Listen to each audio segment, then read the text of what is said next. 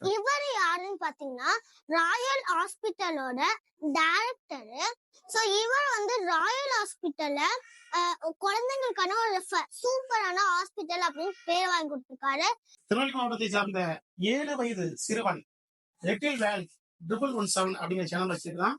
அந்த பையன் இந்த விழிப்புணர்வு பேரணியை துவக்கி வைத்த நம்ம டாக்டர் சையத் இப்ராஹிம் அவர்களை ஒரு பேட்டி எடுக்கிறதுக்காக டாக்டர் மருத்துவமனைக்கு வந்திருக்கிறான். டாக்டர் சையத் இப்ராஹிம் அவர்கள் நல்ல ஒரு புகழ்பெற்ற குழந்தைகள் மருத்துவர். திருநெல்வேலி மாவட்டத்தினுடைய ஒரு அடையாளமா குழந்தைகளுக்கு நல்ல ஒரு தரமான சிகிச்சை அளிக்கக்கூடிய குழந்தைகள் மருத்துவர். அந்த குழந்தைகள் மருத்துவரை குழந்தை தன்னுடைய சேனலுக்காக ஒரு பேட்டி எடுக்கலாம். இதோ. ஹலோ, வணக்கம் சார். நல்லா இருக்கீங்களா? நல்லா இருக்கேன் சார். நீங்க நல்லா இருக்கீங்களா? நல்லா இருக்கேன். Good evening sir. என் பேரு முகேஷ் கிருஷ்ணா. நான் புஷ்பலதா வித்யா மந்திர்ல 2nd ஸ்டாண்டர்ட் படிக்கிறேன். நான் லிட்டில் வேர்ல்ட் 1117 அப்படின்னு ஒரு யூடியூப் சேனல் நடத்திட்டு வரேன். நான் இப்போ உங்ககிட்ட கொஞ்சம் கேள்வி கேட்க போறேன். ஓகே. முதல் கேள்வி, இப்ப நம்ம ஒரு ஹோட்டலுக்கு போறோம்னு வச்சுக்கோங்க சார். அந்த ஹோட்டல்ல நிறைய குழந்தைங்க சாப்பிட்டு இருப்பாங்க. சாப்பிடும் போது சும்மா சாப்பிடாம அவங்க அந்த குழந்தைங்களோட பேரண்ட்ஸ் போன்ல ரைம்ஸ் ஓடிக்கிட்டு அவங்க பேரண்ட்ஸ் ஊட்டிட்டு இருப்பாங்க. இது ஒரு ஹெல்தி ஹேபிட் இல்ல, நம்ம எல்லாருக்குமே தெரியும். இத பேரண்ட்ஸ் சொல்லி புரிய வச்சு அந்த ஹேபிட்ட வெளியில கொண்டு வந்தா நீங்க எப்படி சொல்லுவீங்க சார்? அதாவது டிவி பாக்குறதோ அல்லது செல்போன் பாக்குறதோ ஐ திங்க் வளர்கிற குழந்தைகளுக்கு அது நன்மையும் பயக்கலாம். ஆனா அதுல இருந்து நிறைய கெட்ட விஷயங்களும் வருதுங்கிறது இது உலகம் தெரிந்த உண்மைதான். சரியா? சோ இதன் மூலமா செல்போன் அடிக்ஷனும் செல்போன்ல இருந்து தேவையில்லாத ஒரு இன்ஃபர்மேஷனையும் அவங்க வாங்கிக்கிட்டு இருக்காங்க. உதாரணத்துக்கு நான் சொல்ல போனா ஒரு 7 வயசு பையன் எப்ப பார்த்தாலும் செல்போனும் டிவி இதுலயே இருக்கிறவன் ஒருத்தன் சென்னைக்கு போனான். திருநெல்வேலியில இருந்து போயிட்டு இருக்கும்போது ட்ரெயின்ல போயிட்டு ஒரு 6 மணி நேரம் 7 மணி நேரம் ஆயும் என்ன ஒண்ணுமே ஆக்சிடென்ட் வரமாட்டுக்கு, சண்டை வரமாட்டுக்கு, ஒரு ஃபைட் இல்ல, ஒரு இன்ட்ரெஸ்டிங் எபிசோடும் இல்ல அப்படிங்கிற அளவுக்கு அவன் மைண்ட் செட் இருக்கு. ட்ரெயின் டிராவலு லாங்னா எல்லா சண்டைகளும் வரும், எல்லா பிரச்சனைகளும் வருங்கிறது தான் அவன் சினிமால பார்த்திருக்கான். அதனால 6 மணி நேரம் காமா போறதை அவனால டைஜஸ்ட் பண்ண முடியல, ஏற்றுக்கொள்ள முடியல. அவனுடைய மைண்ட் செட் எப்படி இருக்குன்னு நீங்க பாத்துக்கலாம். சோ இதுதான் இந்த டிவியையும் செல்போனையும் பார்த்துக்கிட்டே இருக்கிற ஒவ்வொரு குழந்தையோட மைண்ட் செட்டும் ரொம்ப டிஃப்ரெண்டா இருக்கும். ஸோ ஆக மொத்தத்துல இது they will not help these children. அவங்களுடைய எஜுகேஷனை ரொம்ப பாதிக்கும். நிறைய நேரங்கள்ல இதுலதான் இருப்பாங்க. சில்ட்ரனோட எஜுகேஷனுக்கு பதிலாக இதுலதான் இருப்பாங்க. சுயமா சிந்திக்கவே தெரியாது. ஏன்னா செல்போன் கூட அவங்க பார்த்துக்கிட்டே தான் இருப்பாங்க. அந்த பார்த்துக்கிட்டு இருக்கிற அந்த நோக்கத்தோட இருந்தாங்கன்னா இன்டராக்டிவ் செஷன் எதுவுமே இருக்காது. திங்க் பண்றதுக்கு உண்டான வாய்ப்பே கிடையாது. எல்லா கெட்ட பழக்கங்களையும் பழகிக்கிறதுக்கு வாய்ப்பு இருக்கு. அங்க மூல வளர்ச்சியே ரொம்ப குறைஞ்சு போறதுக்கு உண்டான வாய்ப்புகளும் இருக்கு. ஆகையினால பெற்றோர்கள் தங்களுடைய குழந்தைகளை வளர்க்கும் போது சாப்பிட வைக்கிறதுக்கு செல்போன் கொடுக்கறதோ அல்லது ஏதாவது ஒரு அவங்கள டிஸ்ட்ராக்ட் பண்ணணும்னா ஒரு செல்போனையும் ஒரு டிவியும் கொடுக்கறத தவிர்த்துக்கிடணும். அவங்க முன்னாடியே வச்சு நிறைய செல்போன் பாக்குறத தவிர்க்கணுங்கிறது என்னுடைய தாழ்மையான கருத்து. நெக்ஸ்ட் கேள்வி சார், சம்மர் வந்துருச்சு. சம்மர் கேர் டிப்ஸ் ஏதாவது கொஞ்சம் குழந்தைங்களுக்கு சொல்லுங்க sir. Summer care tips. Okay. So summer வரும்போது கொஞ்சம் கொஞ்சமா படிப்படியா வெயில் கூட ஆரம்பிக்கும். ஒரு சமயத்துல அது நல்ல பீக்கான வெயிலா இருக்கும். அதுக்கப்புறம் கொஞ்சம் கொஞ்சமா குறையும். இந்த பீக்கான சமயத்துல நார்மலான பீப்புள் குழந்தைகள் அட்ஜஸ்ட் பண்றதுக்கு கொஞ்சம் சிரமப்படுவாங்க. அதனால பெற்றோர்கள் தெரியணும், summer is not like any other season of the month அப்படின்னு தெரியணும். ஸோ இந்த சீசன்ல they need a special attention. அதான் நம்ம தலைவர் கேட்கிறாரு, என்னென்ன ஸ்பெஷல் அட்டென்ஷன் கொடுக்கணும்னு கேட்கிறாரு. அதாவது நீங்க அந்த சம்மர் சமயத்துல ரொம்ப ஹாட்டா இருக்கிறதுனாலயும் ரொம்ப எக்ஸ்பயர் பண்ணிக்கிட்டே இருக்கிறதுனாலயும் நீர்ச்சத்து அவங்களுக்கு நிறையவே தேவைப்படும். ஸோ அந்த சமயங்கள்ல நீர்ச்சத்து அதிகமா கொடுக்க வேண்டியது நம்மளுடைய கடமையா இருக்கு. அடிக்கடி ஒண்ணுக்கு போறாங்களா அப்படின்னு நம்ம பார்க்கவும் செய்யணும். அதே சமயத்துல அவங்கள ரொம்ப வெயிலான ஒரு சூழ்நிலைகளை வெளியில அனுப்புறதும் குறைக்கணும். ஸோ காலையில இருந்து சாயந்தரம் வரைக்கும் கிரிக்கெட்டுக்கு போனாங்க, வெயிலே கிடந்தாங்க, ஸ்கூல் லீவு அப்படிங்கிற ஒரு சூழ்நிலையை நம்ம தவிர்த்துக்கிட்டா நல்லது. ஏன்னா அந்த வெயிலே கிடக்கும் போது பல பிரச்சனைகள் வரும். போன தடவை நம்ம திருநெல்வேலி மாவட்டத்துல உங்களுக்கு எல்லாத்துக்கும் தெரிஞ்சிருக்கும், பீக் சம்மர்ல வந்து ஹீட் ஸ்ட்ரோக் வந்து நிறைய பேர் இறந்து போனாங்க. அது வந்து ஆச்சரியமான விஷயமா இருந்தது திருநெல்வேலியை பொறுத்த வரைக்கும். ஸோ அது வந்து திருப்பி வரக்கூடாதுன்னு இல்லை. ஆனா அதே சமயத்துல குழந்தைகளும் வந்து நீர்ச்சத்து இல்லாம போறதுக்கு உண்டான வாய்ப்பு இருக்கு. அந்த வெயில்ல கிடக்கும் போது நிறைய பாயில்ஸ் வர்றதுக்கு உண்டான வாய்ப்பு இருக்கு.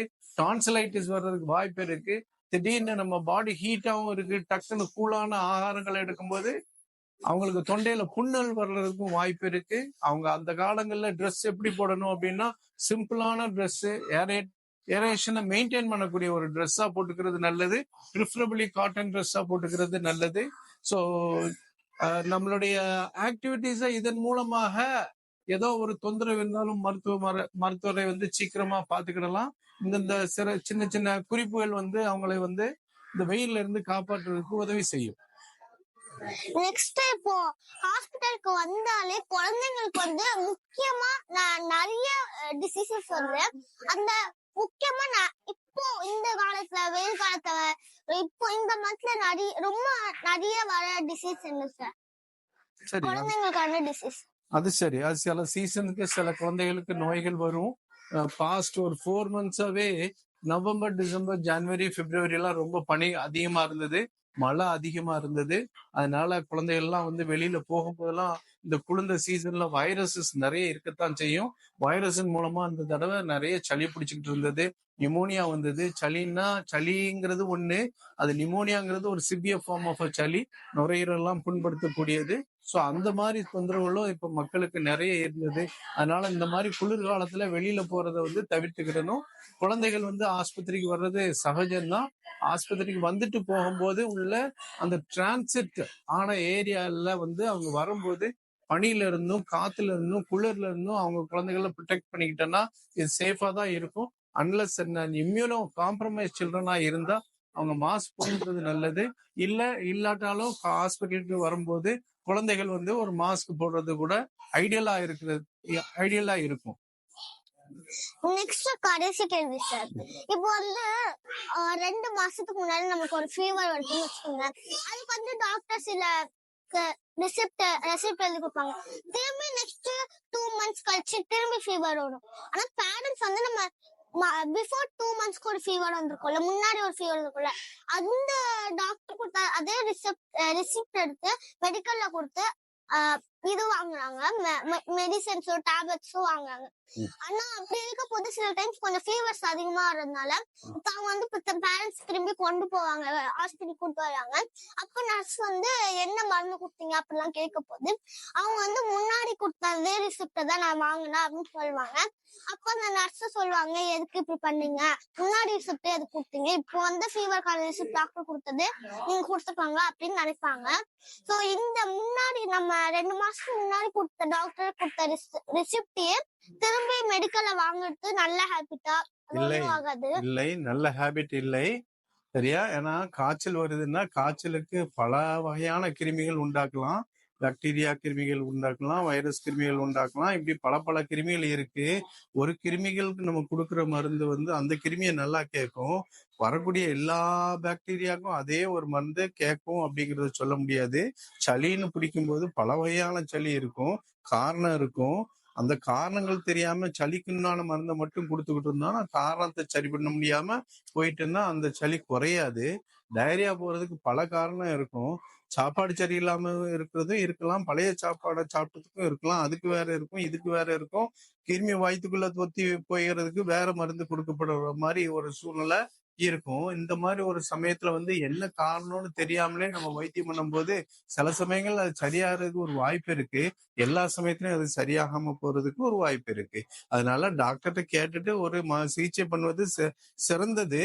ஆனா சில சமயங்கள்ல வந்து ரொம்ப காய்ச்சல் இருக்குங்கிற ஒரு சூழ்நிலையில நடுராத்துல 2 மணிக்கும் 4 மணிக்கும் போயிட்டு டாக்டர் போய் தட்டி எழுப்பிக்கிட்டதோ கஷ்டமா இருக்கும். இல்லாட்ட பக்கத்துல நர்சிங் ஹோம் எல்லாத்துக்கும் அந்த வசதி இருக்காரு.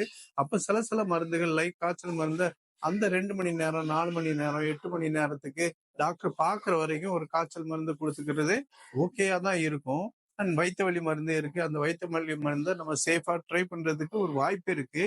ஆனா அதுவே ஜென்ரலா அந்த மருந்தே கொடுத்துக்கிட்டே இருந்தோம் அப்படின்னா சில சமயங்கள்ல நம்மளுக்கு தொந்தரவு வர்றதுக்கு அதிக வாய்ப்பு இருக்கு.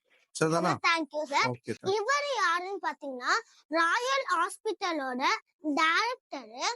சோ இவர் வந்து ராயல் ஹாஸ்பிட்டல்ல குழந்தைங்களுக்கான ஒரு சூப்பரான ஹாஸ்பிட்டல் அப்படின்னு பேர் வாங்கி கொடுத்திருக்காரு. சோ நெக்ஸ்ட் ஒரு இன்ட்ரெஸ்டிங்கான வீடியோல உங்களை சந்திக்கிறேன். Bye friends.